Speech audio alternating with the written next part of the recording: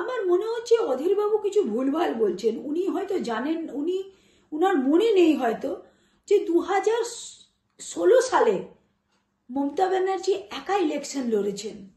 2021 সালে মমতা দি একা ইলেকশন লড়ে বাংলার জনগণের সমর্থন নিয়ে তিনি কিন্তু সরকার গড়েছেন।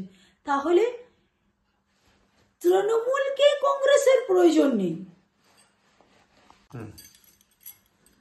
মমতা দি প্রিয়াঙ্কা গান্ধীকে বললেন যে তুমি মোদিজির বিরুদ্ধে দাঁড়াও। অধীরদার খারাপ লাগলো। কেন? মোদিজি কি অধীর বাবুর জামাইবাবু হন তাই ওনার খারাপ লাগলো? 2021 সালের বিধানসভা ইলেকশনে যে কংগ্রেস একটা সিটও পেল না, বিরোধী শূন্য বিধানসভা কংগ্রেস, আজকে ভাবুন সেই কংগ্রেস বলছে 2024 সালে তারা নাকি 12টা সিট জিতবে। এটা ছেলে খেলা নয়। আসলে বাংলার প্রাপ্য হচ্ছে অধীরদা। মমতা দিদি প্রিয়াঙ্কা গান্ধীকে মোদিজির বিরুদ্ধে ভোটে দাঁড়াবার জন্য 2024 সালে বললেন। অধীরবাবুর খুব খারাপ লাগলো। কেন? অধীরবাবুর কি জামাইবাবু হন মোদিজি? মোদিজি হেরে গেলে অধীরবাবুর কি খুব খারাপ লাগবে?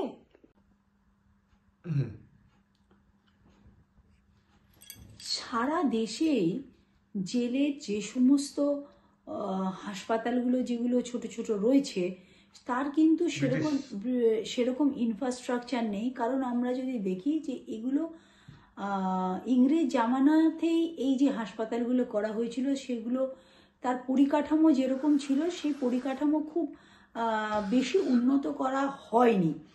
এবং এটা বিভিন্ন রাজ্যে, যেরকম অন্যান্য রাজ্যে তো যেরকম আপনি যদি দেখেন গুজরাটে বা ইউপিতে, রাজস্থানে, এই জায়গাতেও দেখবেন জেলের অবস্থা অনেক অনেক শোচনীয়। সেই জায়গাতে এখন ভারতীয় জনতা পার্টি আসার পর যখন তারা রাজনৈতিকভাবে বিরোধী দলেদের সাথে না পেরে ওঠে তখন তারা এজেন্সির অপব্যবহার করে এবং তার জন্য অনেক জায়গায় আমরা দেখতে পারি যে অ্যাডভোকেট, কখনো পুলিশ, কখনো আইপিএস, কখনো নেতা, তাদের কখনো বড় বিজনেসম্যান, তাদেরও কিন্তু জেলে এইভাবে রাখা হয়। তাহলে তাদের যদি কোনো রোগ থাকে সেইটা জেলের সেই হাসপাতালে রেখে সেই পরিকাঠামোর অভাবে চিকিৎসা করা কিন্তু যায় না। সেই নিয়ে একাধিকবার আমরাও বলেছি যে পার্লামেন্টে যে এর ইনফ্রাস্ট্রাকচার উন্নত করা হোক। এবং আমরা দেখেছি যে সলমান খানও যখন জয়পুর জেলে বন্দি ছিলেন তিনি বলেছিলেন যে এখানকার টয়লেট ফেসিলিটিও খুব খারাপ। এটা সবাই জানে। এইটা একটা অন্যভাবে না দেখে মনুষ্যত্ব দিক থেকে আমাদের ভাবা উচিত যে হাসপাতাল এবং জেলের ইনফ্রাস্ট্রাকচারের একটু উন্নতি করা দরকার। কিন্তু যারা হাই প্রোফাইল লোক, যাদের রাজনৈতিকভাবে এজেন্সির মাধ্যমে